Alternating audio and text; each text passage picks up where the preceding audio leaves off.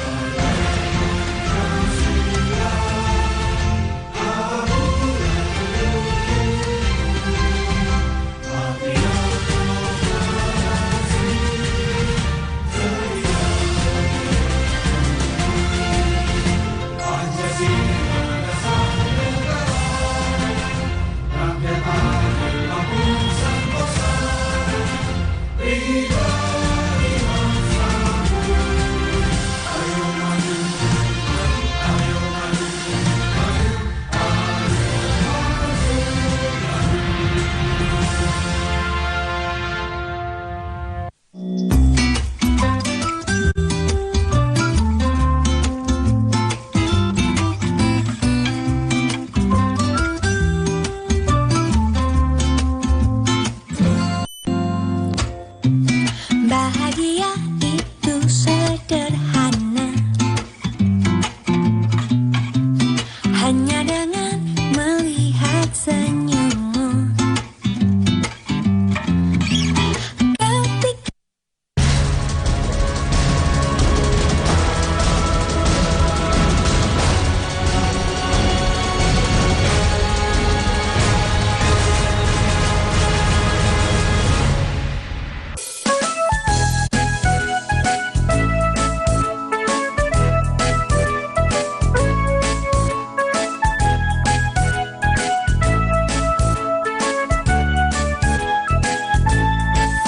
Bermata tapi tak melihat, bertelinga tapi tak mendengar, bermulut tapi tak menyapa, berhati tapi tak merasa, berharta tapi tak sedekah, berbenda tapi tak berzakat, berilmu tapi tak beramal, berjalan sering tak terarah.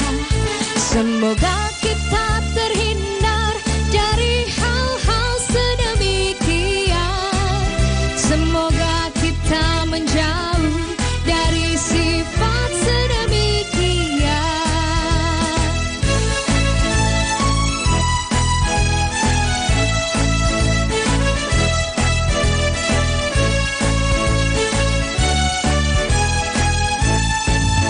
Beramal tapi kurang ikhlas, berjanji tapi suka lupa, berguncing hampir tiap hari, berkata sering menyakitkan, bermata tapi tak melihat.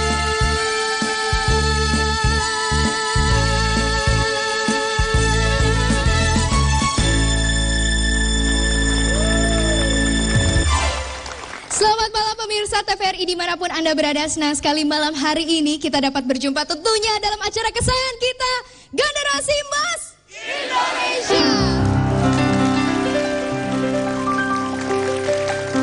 Sebelumnya sebuah lantunan yang sangat luar biasa. Bermata tapi tak melihat. Dan terima kasih untuk Mas Egy, terima kasih banyak, sangat luar biasa ya. Dan tentunya malam hari ini Marsha juga tidak sendirian pemirsa. Di samping kanan dan kiri Marsha sudah ada pemuda-pemudi Indonesia. Dan mereka adalah teman-teman dari Universitas Pembangunan Nasional Veteran Jakarta. Teman-teman dari Universitas Negeri Jakarta.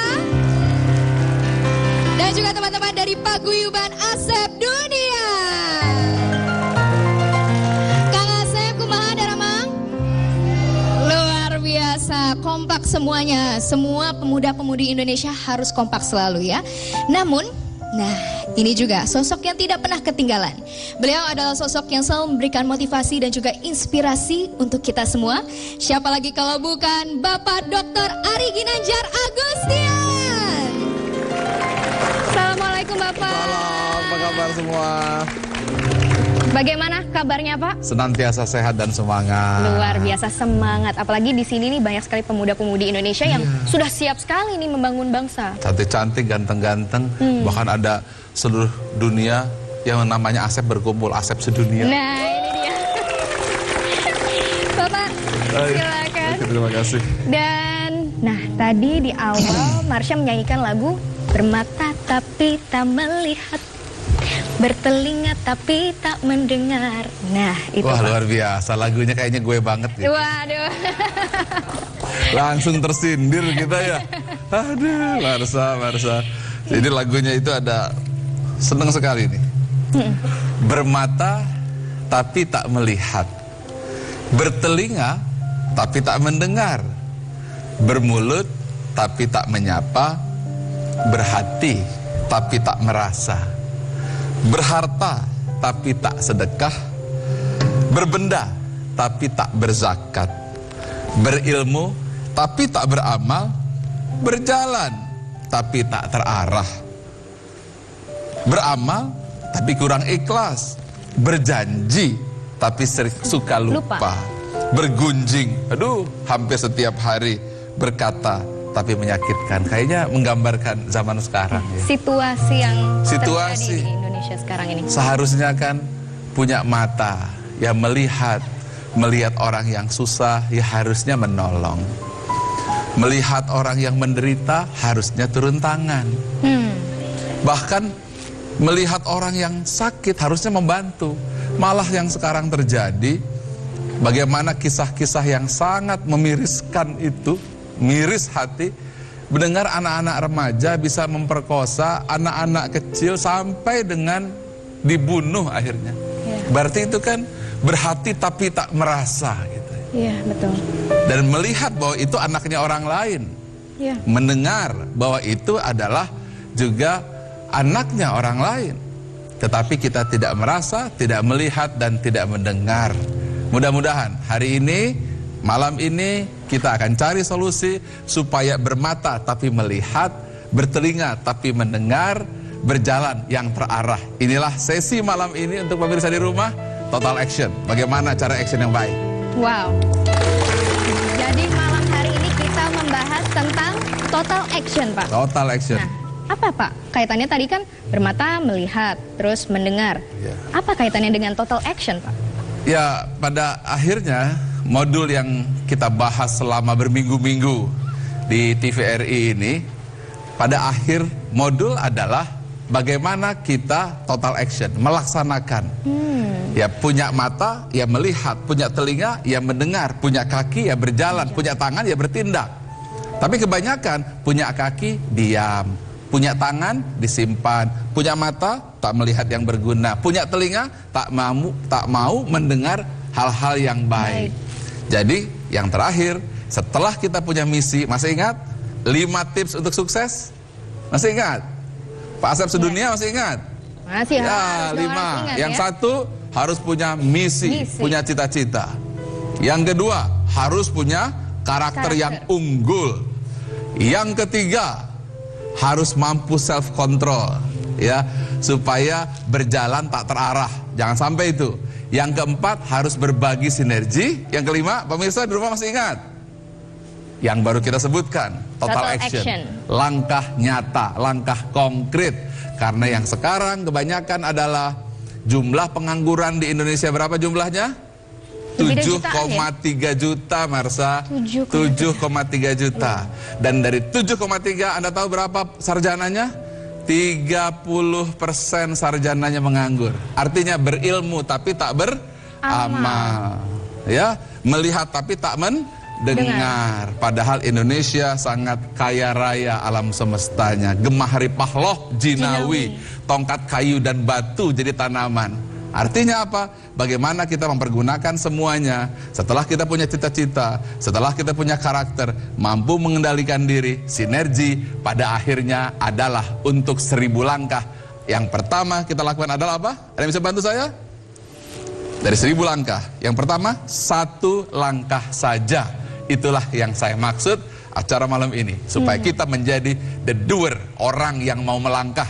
Bukan hanya NATO, no action talk only, tetapi orang yang melangkah meskipun hanya setitik beras yang ada di hati kita atau setitik debu yang ada pada ilmu kita. Keberanian melangkah adalah kunci untuk membangun generasi emas Indonesia emas. Wow, keberanian untuk melangkah, satu saja langkah ya Pak ya, pastinya sudah bisa mengubah segalanya. Nanti kita akan bahas lebih lanjut tentunya tentang total action ini pemirsa.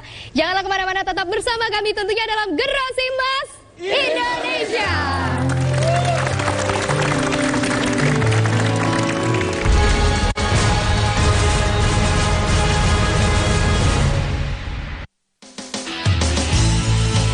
Selamat malam, sahabat cantik. Apakah kecantikan adalah modal utama untuk meraih sukses? Ataukah memang ditunjang oleh pemikiran cantik dan kemampuan mumpuni? Cantik, obrolan santai bersama Mika Tambayong yang akan mengulik setiap bintang tamu yang hadir. Cantik, setiap Selasa pukul 20 waktu Indonesia Barat. Hanya di saluran Pemersatu Bangsa, TVRI. Betul sekali.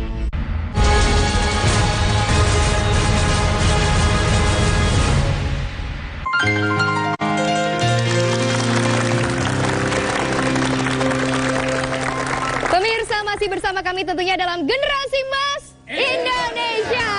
Luar biasa.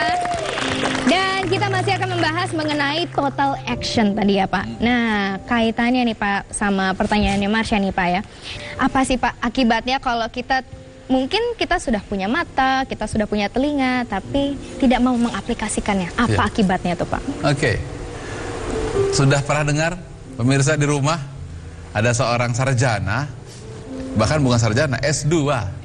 Sudah master ya. Di kampus yang terkemuka di Indonesia, minta izin bunuh diri karena tidak dapat pekerjaan. Bayangkan, sarjana tidak dapat pekerjaan, mau bunuh diri. Apa yang salah? Pekerjaannya yang kurang atau dirinya yang tidak bisa menciptakan pekerjaan? Ya benar. Diri sendiri. Ini yang banyak terjadi. Banyak orang-orang yang pandai, banyak orang-orang yang berilmu, banyak orang-orang yang sudah punya segalanya tapi mager. Tahu nggak mager? Malas gerak ya. Ya, malas gerak. Tidak mau bertindak. Karena itu, kita lihat gambar di belakang saya. Sesuatu pekerjaan yang paling tak kunjung bisa diselesaikan adalah pekerjaan yang tak kunjung pernah dimulai.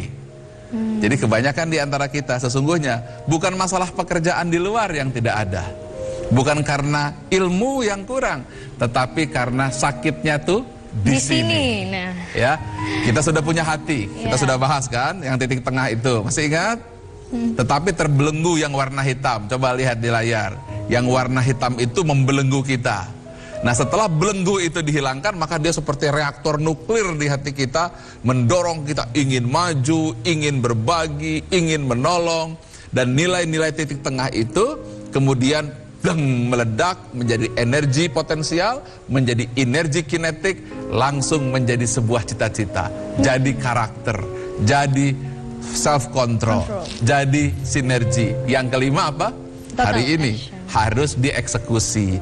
Karena itu manusia banyak punya anggota, ada kaki, ada tangan, ada mata, ada telinga, tetapi ada hati.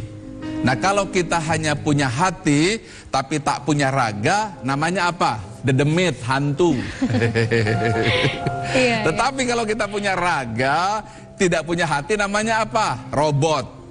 Oleh karena itu, hati yang indah yang dimiliki oleh diri kita, maka dia harus disalurkan dengan tangan kita, disalurkan melalui mata dan telinga kita, digerakkan melalui kaki kita. Itulah tadi ada lagu kan, melihat tapi punya mata tapi tak melihat, telinga tapi tak mendengar, hati tapi tak merasa.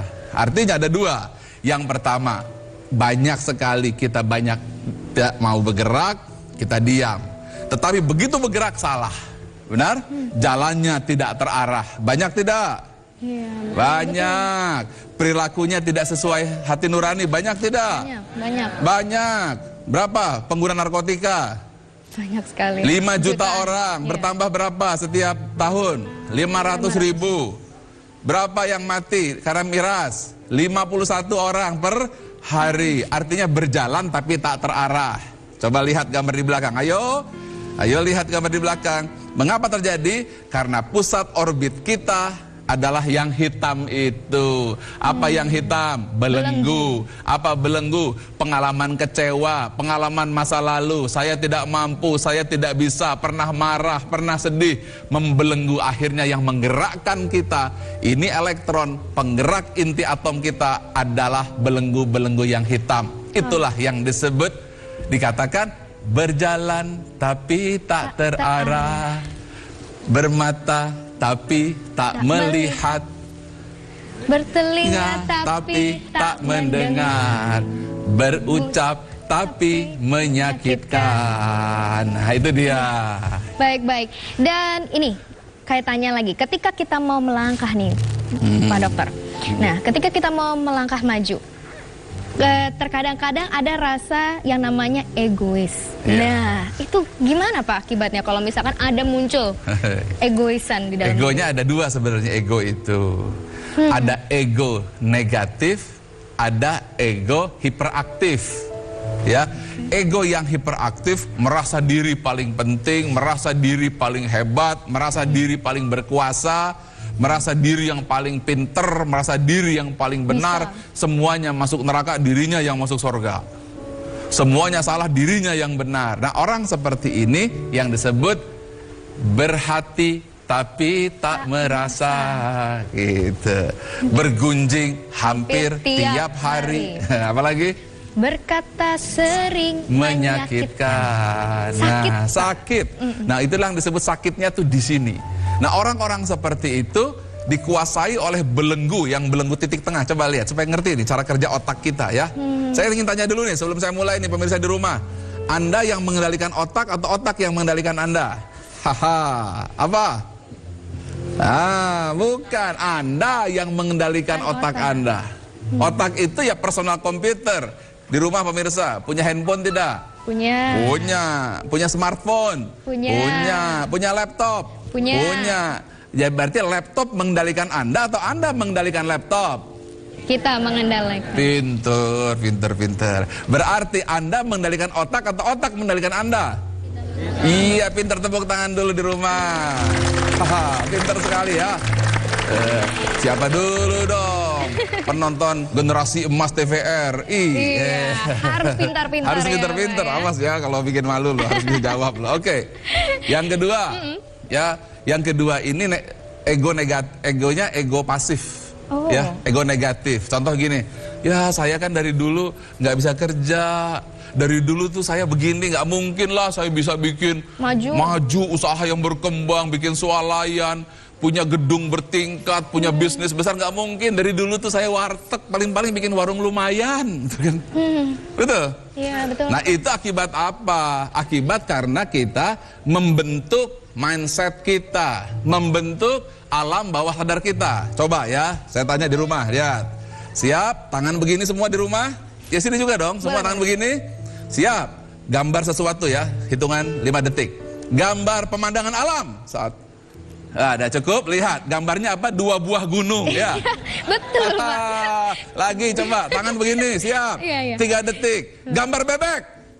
Nah, angka 2 dulu baru bebek ya. Apa kesimpulannya pemirsa? Apa? Ya, Anda diprogram dengan kebiasaan-kebiasaan yang membentuk alam bawah sadar. Inilah yang disebut karakter building.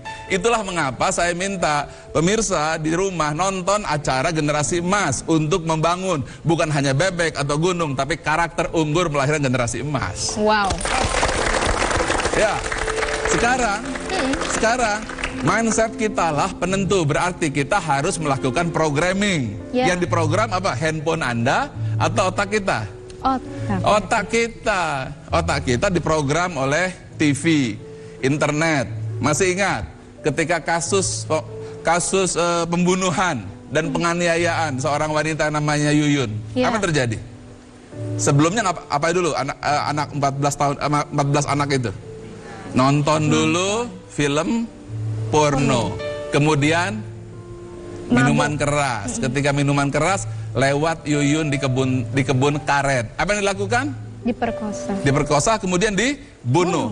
Yang membunuh perkosa dirinya atau alam bawah sadarnya? Alam bawah sadarnya. Terbentuk karena apa alam bawah sadarnya? Karena kebiasaan nonton video porno yang membentuk. Begitu lewat langsung diperkosa dan dibunuh. Tetapi kalau nonton Generasi Emas, ketika melihat orang lewat, dilindungi, dijaga. Itulah Generasi Emas yang menyaksikan TVRI hari ini. Membangun karakter bangsa nih Pak, yang maju ya. Nanti kita akan lanjutkan lagi. Nanti kita juga boleh yang mau nanya di sini boleh ya, monggo silakan. Dan pemirsa janganlah kemana-mana, tetaplah bersama kami tentunya dalam Generasi Emas Indonesia.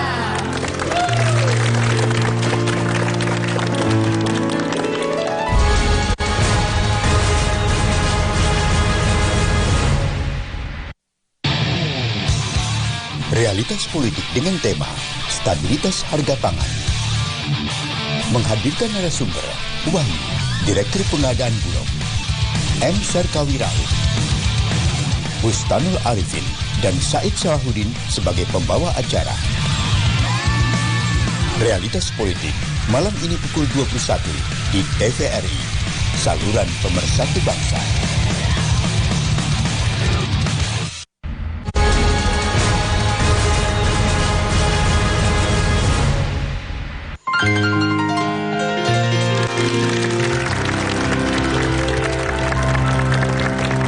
Terima kasih pemirsa masih setia bersama kami tentunya dalam Generasi Emas Indonesia.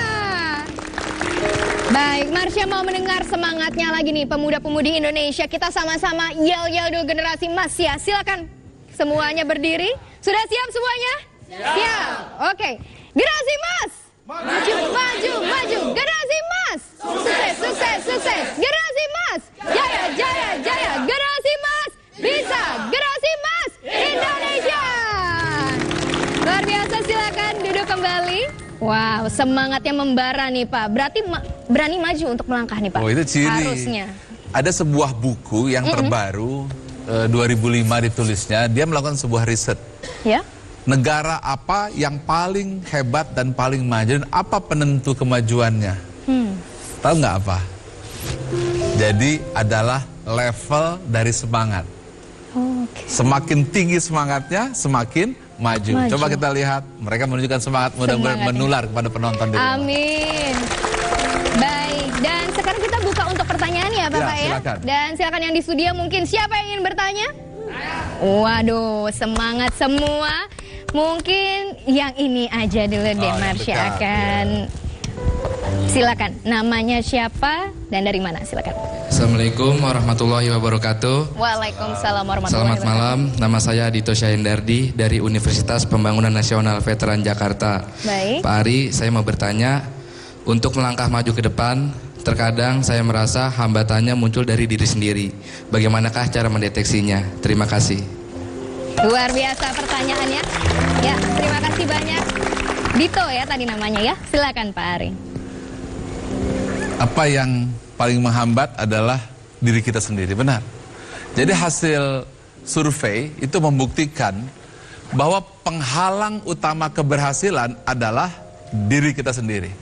Ada seorang yang menjadi penakluk Everest yang pertama di dunia. Dia setelah sampai di puncak Everest ditanya apa yang menjadi penghalang Anda. Menjadi penghalang saya adalah diri saya untuk mau berhenti. Kebanyakan di antara kita tidak mau bergerak, bukan karena perlengkapan, bukan karena persyaratan, tetapi diri kita ragu untuk melangkah. Ragu untuk melangkah kunci yang paling utama. Maka yang harus kita lakukan adalah melangkah saja, meskipun kadang langkah itu salah. Karena Albert Einstein mengatakan, orang yang tak pernah berbuat kesalahan adalah mereka yang tak pernah akan menemukan kebenaran. Wah. Melangkah saja. Wah, rasanya kayak ada pengalaman pribadi nih Pak sama Marsha nih Pak. Kenapa tuh Marsha? Jadi waktu kecil itu Mama Marsha nih ada ikutan lomba. Aku ikutan lomba ya, passion. Nah tiba-tiba hari itu juga harus datang gitu. Ya udah kita bingung kan ini pakai baju apa gitu. Terus mamaku bilang, tenang deh, ada satu di rumah gitu. Wah udah, habis ikut lomba itu menang dan juara satu. Itu juara satu ya. Di luar ekspektasi sama sekali. Dan ketika selesai acaranya, dewan jurinya sempat lewat gitu di belakang Marsha. Ibu lagi ngapain ibu gitu. Ternyata mama lagi ngededelin dan itu ternyata bahannya dari taplak meja. Wow. Itu nggak disangka-sangka. Ternyata berani itu ya Pak ya, ternyata ya. Benar sekali. Banyak sekali kita ini memberikan 1000 alasan, 1.000.000 alasan bahwa kita tidak bisa melangkah. Lihat, apa yang terjadi dengan Marsha? Juara satu fashion show, nggak tanggung-tanggung, level Titi Kadarsi gitu. Tetapi ya juara satu. Dan tidak ada bahan saat itu, yang dipergunakan adalah taplak meja, diikat, kemudian malah juara satu. Jadi juara satu ada di mana? Di bajunya? Di perlengkapan? Atau di hati? Jadi kebangkitan manusia, kehebatan manusia itu adalah terletak pada bagaimana kita mampu memprogram hati kita bahwa Anda bisa. Dari survei besar di dunia yang dilakukan, bahwa dari 100 orang yang ingin berhasil, 95% gagal. Hanya 5% saja yang berhasil. Apa penyebab yang 95%? Salah program. Apa? Dia mengatakan bahwa saya tidak mampu. Kalau saya coba pasti saya gagal. Oke, saya akan coba nasihat Anda. Pak Ari, Anda benar itu. Tapi akan saya coba deh apa yang Pak Ari ngomong. Pasti gagal. Gagal Anda. Karena kuncinya adalah terletak bagaimana kita mampu membangun subconscious, alam bawah sadar kita, bahwa kita adalah berhasil. Contoh, seseorang yang ingin berlari 100 meter ke depan, apakah mungkin dilakukan oleh orang yang tidak percaya bahwa dia akan juara? Tidak bisa. Tidak. Dia adalah orang yang percaya bahwa dia akan mampu mencapai angka 100 meter. Bahkan dulu dunia percaya bahwa tidak mungkin manusia bisa berlari 10 detik dalam jangka waktu untuk jarak 100 meter. Wow. Tapi seorang yang bernama Richard Bandler, dia melakukannya menembus tercepat di dunia pada saat yang pertama di bawah 10 detik. Apa yang dilakukan? Setiap hari ia berlari hanya 10 meter, 10 meter, 10 meter terus. Kemudian dia yakini bahwa dia bisa dan dia mampu menembus angka. Jadi yang dilakukan di mana letaknya? Di sini. Ya, di sini. Masih ingat kisah bukan ini maksud saya Rudy Hartono. Ketika kalah lawan Sven Free 14-1. Masih ingat di rumah? Masih ingat 14-1. Kalau Anda yang kena 14-1, berhenti apa tidak? Berhenti. Pasti, ya udah 14-1 lah, buang raket, kalah, saya malah nggak mungkin, betul? Ya. Tetapi apa yang membuat Rudy Hartono tetap terus bertanding? Karena dia yakin percaya bahwa saya adalah juara. 14-1, kejar, 14-2, 14-3, 14-4, akhirnya 14-14, 15-14, dan Rudy Hartono juara All England. Jadi penentu, benar. Jadi penentu juara di mana? Di sini. Kalau kita mengatakan, ya Anda kalah, Anda bukan juara, sudahlah Anda menyerah, maka tidak akan ada upaya untuk membuat Anda mencapainya. Jadi kunci pertama di mana letaknya? Di hati. Di hati kita. Letak, lihat gambarnya. Di dalam titik tengah itu. Seorang yang tidak pernah berbuat kesalahan, tidak akan pernah belajar sesuatu yang baru. Albert Einstein. Lakukan. bersyukurlah kalau kita pernah salah, karena kesalahan adalah keberhasilan yang tertunda, menambah energi untuk Anda belajar lebih sukses lagi. Wow, kita harus sukses ya. Dan silakan bagi penanya selanjutnya, silakan. Iya, oke. Yang cewek ya Bapak ya, boleh ya. Sekarang baik. Silakan, namanya siapa dan dari mana? Iya, terima kasih.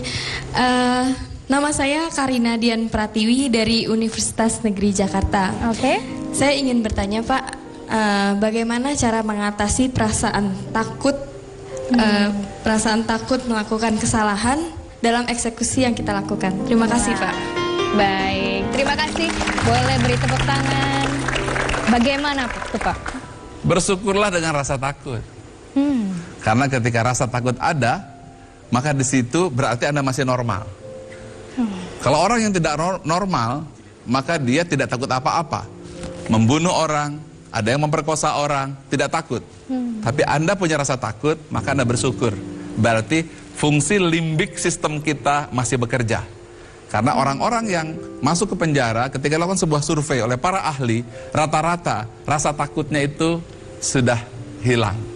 Nah, rasa takut itu justru mengerem kita untuk melakukan perhitungan. Akan tetapi rasa takut yang berlebihan akibat salah program membuat kita menjadi gagal.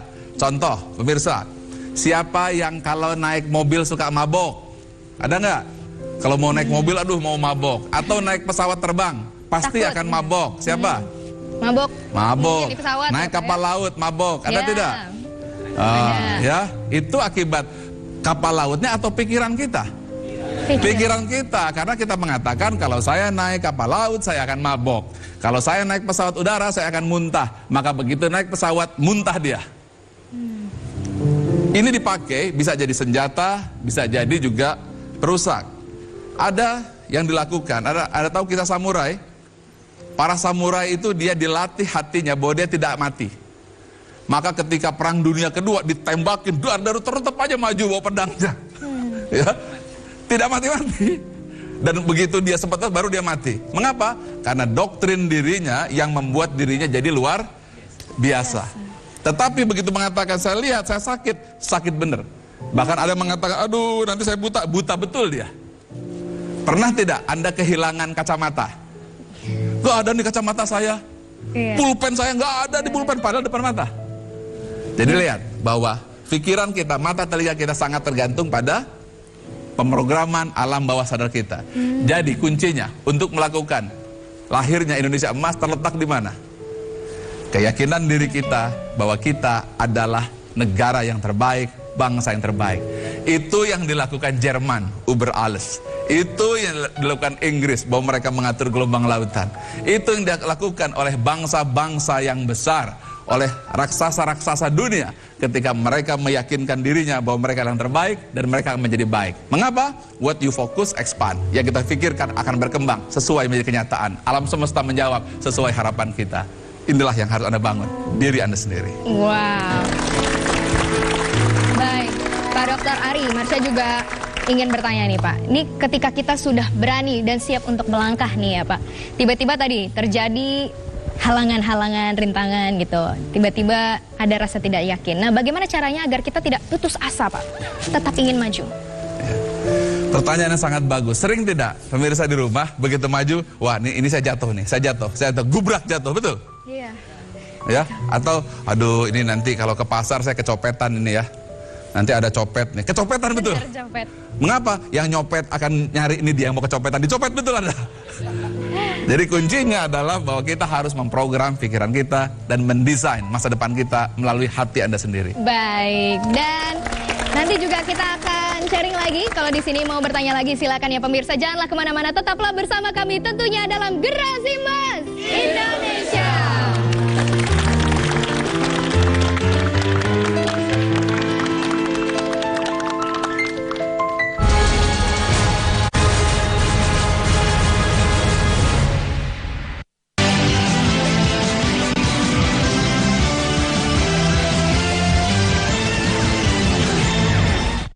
Selamat malam saudara, Anda kembali menyaksikan Indonesia Terkini pukul 20.30 waktu Indonesia Barat.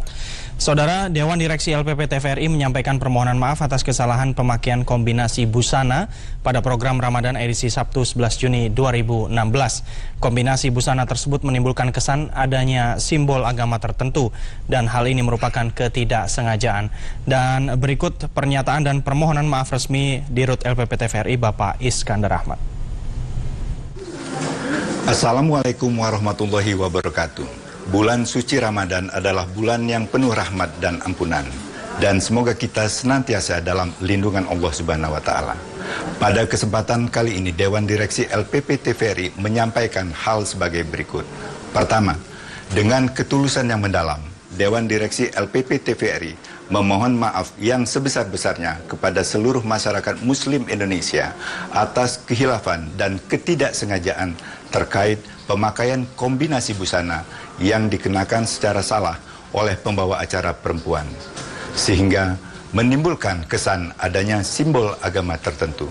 Pada tayangan TVRI spesial Ramadan 1437 Hijriah, jelang sahur edisi Sabtu 11 Juni 2016, pukul 3-4 waktu Indonesia Barat, tema Ramadan Syahrut Taubat. 2. Atas peristiwa tersebut di atas, Dewan Direksi LPP TVRI telah memberikan sanksi dan menugaskan Satuan Pengawas Internal untuk melakukan audit kepada kerabat kerja terkait. Demikian kami sampaikan permohonan maaf ini. Semoga khilafan ini menjadi pelajaran berharga bagi insan TVRI di seluruh Indonesia dan tidak terulang di masa mendatang. Wassalamualaikum warahmatullahi wabarakatuh. Jakarta, 8 Ramadan 1437 Hijriah atau 13 Juni 2016, Dewan Direksi LPP TVRI. Dan saudara, Indonesia Terkini berikutnya dapat Anda saksikan 30 menit dari sekarang. Sampai jumpa.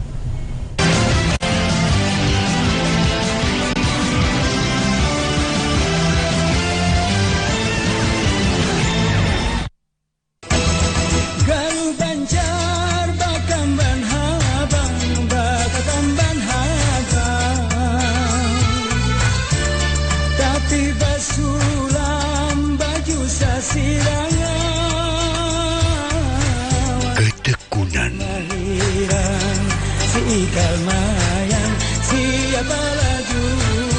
kehalusan sentuhan,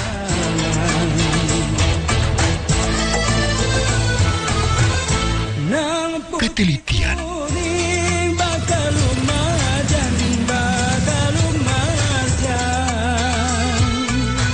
menghasilkan mahakarya, seni kriya khas Nusantara.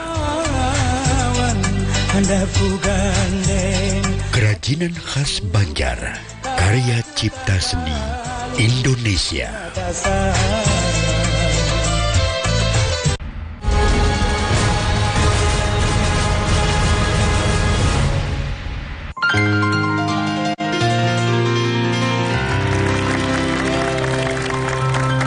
Terima kasih pemirsa, masih setia bersama kami tentunya dalam Generasi Emas Indonesia. Baik, dan kita masih membuka nih, siapa tahu masih banyak yang ingin bertanya di sini. Siapa yang ingin bertanya? Wow, nih tadi dari teman-teman Universitas sudah. Ini Kang Asep ini kayaknya belum kesampaian ya. Ya udah, silakan. Ini tadi ada emasnya di sini. Silakan berdiri. Namanya siapa, Akang? Selamat malam, Pak Ari. Perkenalkan, nama saya Asep Saipul dari Paguyuban Asep Dunia. Ti Asep ku Asep Ker Indonesia. Amin. Pak Ari, saya mau bertanya. Saya punya keinginan ingin membuka usaha, tapi terkendala modal. Dan teman-teman saya bilang kalau saya itu nggak bakal berhasil buka usaha. Nah, itu gimana, Pak Ari? Terima kasih. Baik. Itu teman dekat tuh ya yang bilang ya. Oke, baik. Gimana terkendala modal ya. Nah, saya jadi mau sharing aja. Dulu saya mantan pegawai negeri, 7 tahun jadi pegawai negeri. Di tahun ke-7 saya mengundurkan diri, pensiun muda, bayangkan itu. Kemudian saya ingin jadi orang yang cukup mampu lah, pengen beli mobil, pengen beli rumah dan seterusnya. Saya ingin buka sebuah toko. Tapi saya tidak punya uang. Uang saya cuman punya 1 juta rupiah. Orang bilang, nggak mungkin kamu punya usaha. Tidak mungkin Ari, kamu punya bisnis. Sewa toko saja berapa juta itu. Akhirnya apa yang saya lakukan? Tidak, saya harus lakukan. Saya sewa toko. Anda tahu berapa sewa tokonya? 3 bulan. Bekas toko SDSB yang bangkrut. Pernah tidak? Terbayang tidak? Menyewa toko 3 bulan? Enggak. Tidak. Tapi dia kasihan. Oke lah, diberikan 3 bulan. Kemudian saya beli celana jeans. Saya belinya di Bandung, di Cihampelas. Biasanya orang beli berapa kodi? Saya beli cuma 6 potong. 6 potong. Kemudian saya order lagi, paling banyak 6 potong, paling banter selusin. Bank juga saya nggak punya, saya transfer saja sedikit, 1 lusin, 2 lusin. 3 bulan, perpanjang lagi, 3 bulan lagi.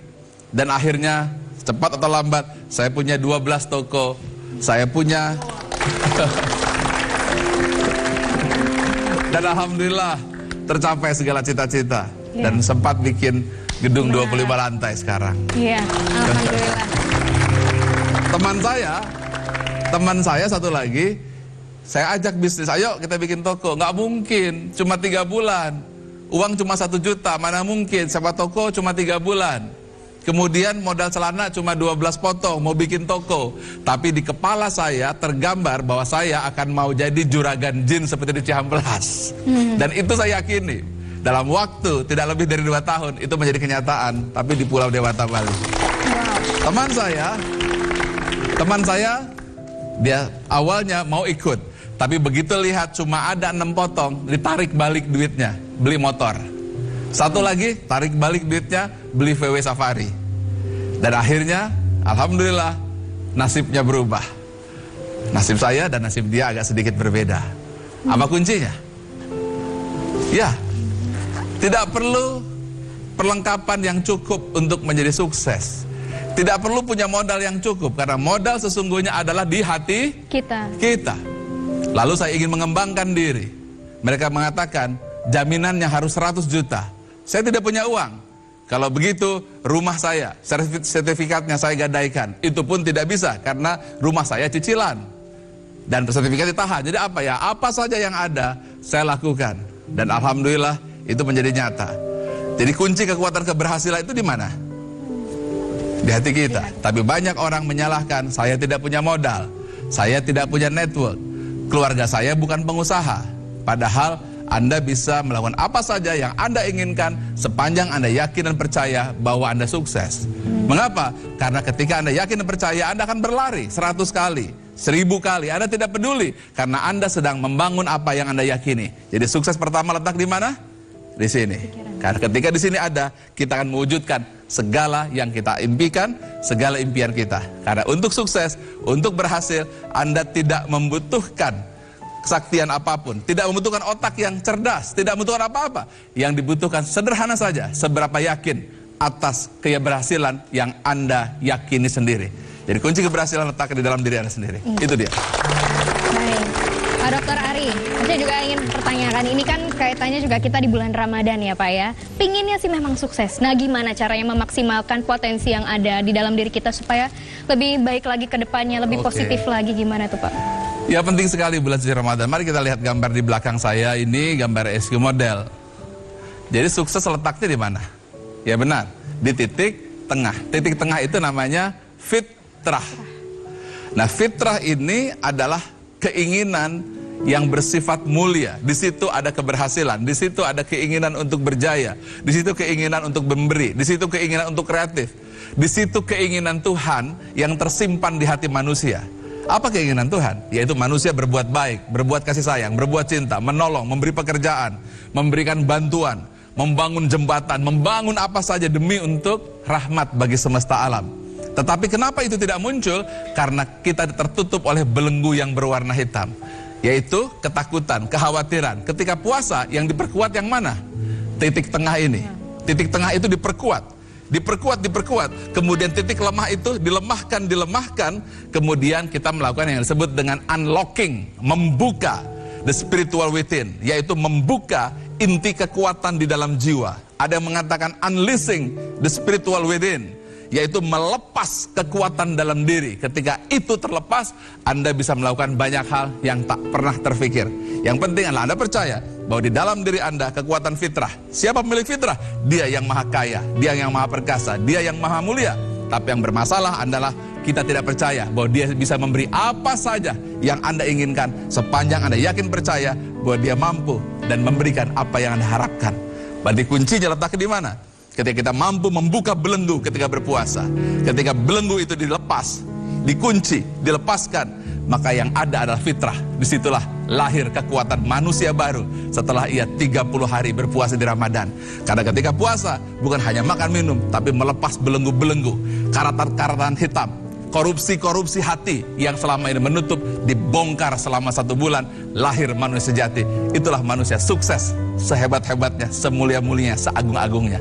Akhir dari bulan Ramadan, lahirnya manusia fitrah. Anda orangnya. Amin. Amin ya robbal alamin. Luar biasa. Nah, ini yang menjadi pertanyaan juga nih untuk pemuda-pemudi bangsa Indonesia yang hadir di sini. Sudah siap untuk melepas belenggu? Siap, harus siap ya. Dan tentunya banyak sekali hal yang bisa kita ambil tentunya dari pembahasan kita malam hari ini. Total action. Siap untuk memaksimalkan potensi. Siap untuk bergerak ya Pak ya. Bergerak, tidak pernah berhenti. Jangan takut gagal ya Pak ya. Nah itu kuncinya. Sudah tidak takut gagal lagi? Nah, sudah siap ya semuanya ya. Baiklah, nanti tentunya kita juga akan mendengarkan motivasi dan juga inspirasi dari sosok yang selalu memberikan hal-hal yang mengembirakan tentunya untuk kita semua, dari Bapak Dr. Ari Ginanjar Agustian. Pemirsa, tetaplah bersama kami tentunya dalam Generasi Emas Indonesia.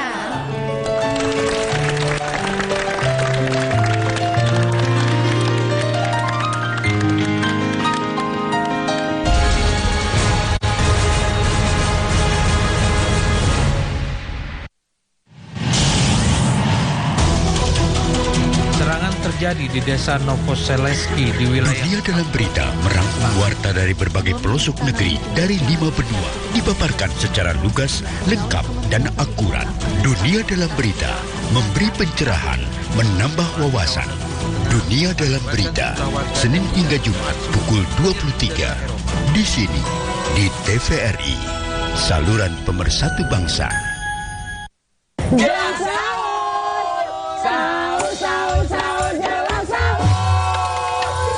Assalamualaikum pemirsa, saya Ali Taher. Saya Monica Sofia. Saya Boyen. Saya Jessica Bella. Dan saya Bobby Maulana. Jangan lupa saksikan Jelang Sahur Ramadan yang Menyatukan. Setiap hari jam 3 sampai jam 4 pagi hanya di TVRI. Betul sekali.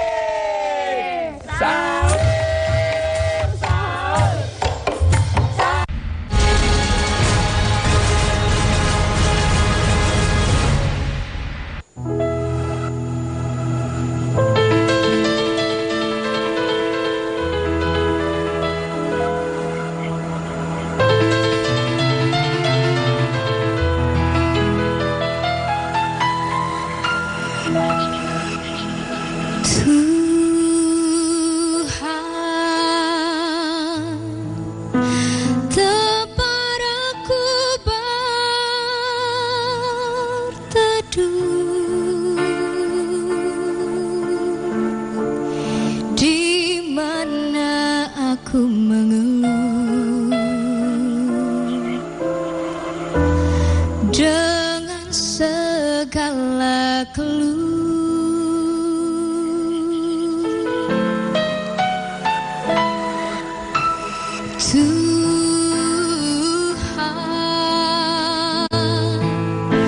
Tuhan yang Maha Esa, di mana aku memuja dengan segala doa.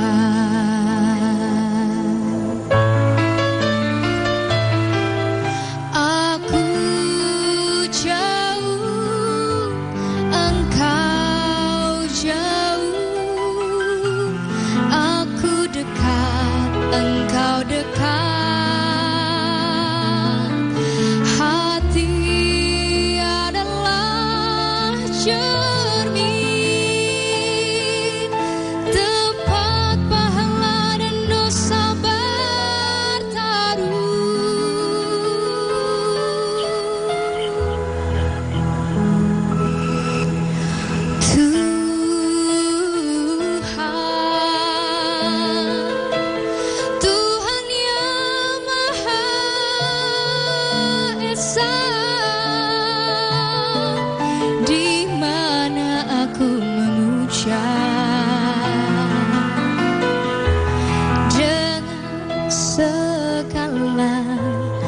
doa.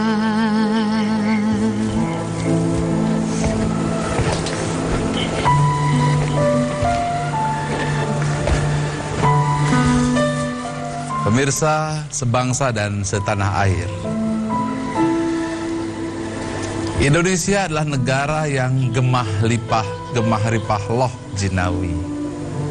Tongkat kayu dan batu jadi tanaman. Segalanya ada. Apa saja ditanam, dia tumbuh. Bahkan ada yang mengatakan sekiranya dijatuhkan air mata kemudian di permukaan bumi ini, maka dia akan tumbuh menjadi pohon yang indah sekali. Indonesia. Namun kenyataannya mengapa? Kita belum begitu berhasil, belum makmur. Bahkan banyak yang masih menganggur dan banyak yang belum mendapatkan sesuatu yang diharapkan. Bukan hanya itu saja, banyak perbuatan-perbuatan buruk dilakukan, perbuatan nista dilakukan. Akibat kita tidak menemukan apa yang sesungguhnya ada di hati kita. Di bulan yang penuh rahmat ini, di bulan yang penuh barokah ini, kita berpuasa 1 bulan penuh. Kita tidak makan dan tidak minum untuk merenung, agar kita hilang segala nafsu yang ada pada pikiran kita, pada jiwa kita, lalu kita menemukan ada sesuatu yang indah dalam batin kita yang bercerita tentang cinta, yang bercerita tentang kasih sayang, bercerita tentang keindahan, bercerita tentang kebangkitan, bercerita tentang kemuliaan. Dia hidup. Dia hidup di dalam diri kita karena dia yang menciptakan sesuatu yang begitu mulia, yang di dalam diri manusia itu ada sebuah cahaya, dan cahaya itulah fitrah yang harus dihidupkan, yang selama ini tertutup oleh belenggu-belenggu kita pekerjaan sehari-hari, yang selama ini menutup cahaya indah yang ada di hati kita. Di bulan yang penuh rahmat dan barokah ini, di bulan yang penuh dengan magfirah ini, kita menahan segala hawa nafsu diri dan memunculkan keinginan ilahi, keinginan mulia, keinginan agung yang selama ini terkunci dan tersimpan. Hari ini akan kita bangkitkan kembali, hari ini kita akan hidupkan kembali, karena dialah penuntun sejati, karena penuntun sejati adalah pada hati manusia. Dan disitulah kita mampu berjalan sesuai dengan tuntunan cahaya ilahi. Saya tahu Anda mungkin kecewa, Anda marah, ya Pak Ari, tapi lihatlah kiri kanan kita, begitu banyak kegelapan, banyak korupsi, banyak penistaan, pembunuhan, pemerkosaan, kerusakan moral di sana sini. Hari ini satu negara, satu bangsa Indonesia di bulan yang penuh rahmat dan barokah, yang bulan depan tahun depan belum tentu kita dapatkan lagi. Bulan yang penuh barokah, bulan suci Ramadan. Kita mundur ke belakang, kita berdiam dalam diri, kemudian kita merenung untuk memperbaiki seluruh Indonesia. Inilah kesempatan emas untuk merubah diri bangsa Indonesia. Berhenti sejenak, merenung sejenak. Inilah bulan yang rahmat, yang penuh barokah. Bangkitlah wahai Indonesia, bangkitlah wahai jiwa, bangkitlah wahai fitrah-fitrah jiwa manusia. Di dalam dirimu itu ada cahaya, saksikan. Ketika engkau tidak makan, ketika engkau tidak minum, engkau matikan segala nafsu-nafsu yang selama ini membelenggu dirimu. Engkau melihat nafsu sejati, yaitu keinginan keilahian yang ada dalam diri, yang hidup membentang di dalam dirimu. Sudahkah kau lihat itu? Kalau engkau sudah melihatnya, maka biarkanlah ia tumbuh. Biarkanlah ia tumbuh bersemi, bersemai dari Sabang hingga Merauke, bersemi dari Miangas hingga Kerote. Cahaya-cahaya hati yang selama terkubur oleh nafsu, terkubur oleh belenggu, terkubur oleh impian-impian dunia. Tiba-tiba impian itu kita matikan, kemudian lahir cahaya-cahaya yang indah di seluruh jiwa-jiwa manusia. Tidakkah kau perhatikan, wahai Indonesia sedang berpuasa, berpuasa dari segala hawa nafsu. Bukan hanya puasa makan minum, tapi puasa dari makan kayu, puasa dari makan beton, puasa dari makan aspal, puasa dari makan minyak, untuk melahirkan kembali cahaya-cahaya keilahian.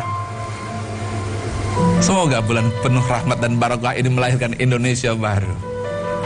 Tidak ada waktu lagi, tidak ada lagi kesempatan, karena tidak ada yang menjamin bahwa Anda masih hidup di bulan Ramadan berikutnya. Tuhan mengatakan, aku sesuai sangkaan hambaku. Kalau baik, baiklah aku. Kalau buruk, buruklah aku. Kalau kita mengatakan Indonesia emas akan lahir, dia akan lahir. Tapi kalau kita mengatakan Indonesia emas akan gagal, dia akan gagal. Mengapa? Aku sesuai sangkaan hambaku. Kalau baik, maka baik Indonesia. Kalau buruk, buruk Indonesia. Maka letak Indonesia adalah di hati kita sendiri.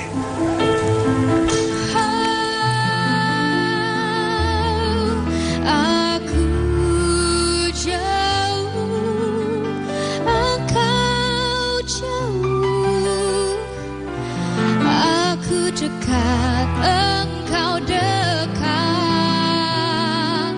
Hati adalah cermin,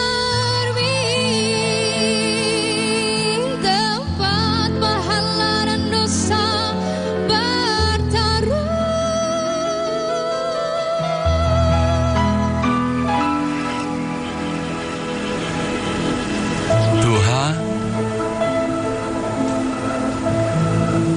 Tuhan yang Maha Esa,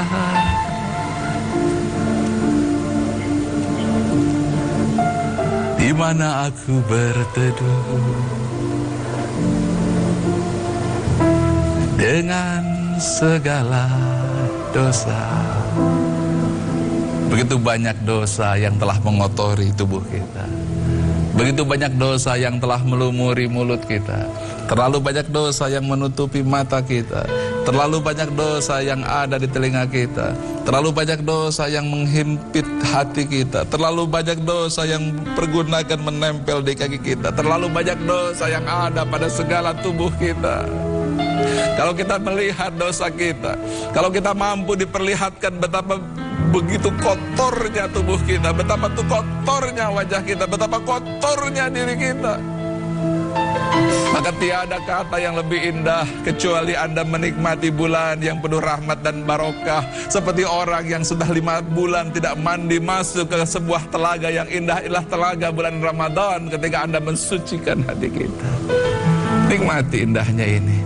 Lahirkan Indonesia baru, Indonesia yang bersih, Indonesia yang berkarakter, Indonesia yang sedang melakukan revolusi mental dengan bulan puasa yang penuh rahmat, barokah, magfirah. Untuk melahirkan Indonesia yang fitrah, Indonesia yang sesuai dengan nurani jiwa bangsa, sesuai dengan harapan para malaikat, harapan orang tua, harapan semua hati-hati yang senantiasa menginginkan kedamaian, kasih sayang, dan kebersamaan. Mohonlah kepada Tuhan.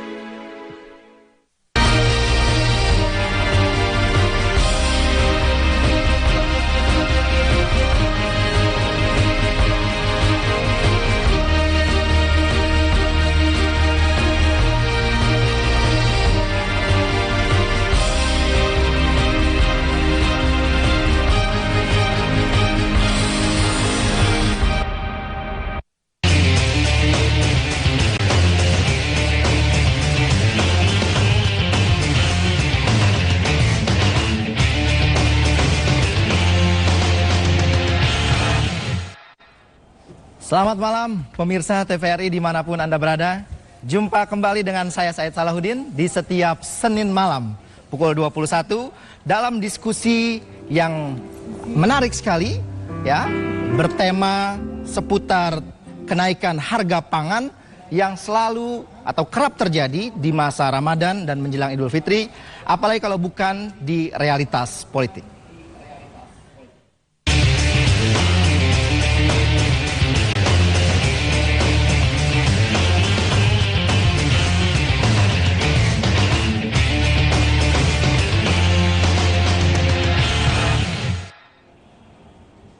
Ya, pemirsa, kita rasakan hari-hari belakangan ini dalam bulan suci Ramadan, mau menjelang Idul Fitri, harga-harga di pasar semakin membumbung tinggi, begitu ya. Dan kita ingin diskusikan malam ini dengan 3 narasumber yang sudah hadir. Saya undang yang pertama Bapak Wahyu, Direktur Pengadaan Bulog. Saya undang hadir bersama saya, Pak Wahyu. Selamat malam, Pak Wahyu. Apa kabar? Silahkan Pak Wahyu. Waalaikumsalam warahmatullahi wabarakatuh. Narasumber saya yang kedua Bapak M. Sarkawi Rauf. Beliau adalah Ketua Komisi Pengawas Persaingan Usaha atau KPPU. Saya undang. Apa kabar? Silakan Pak Sarkawi. Ya.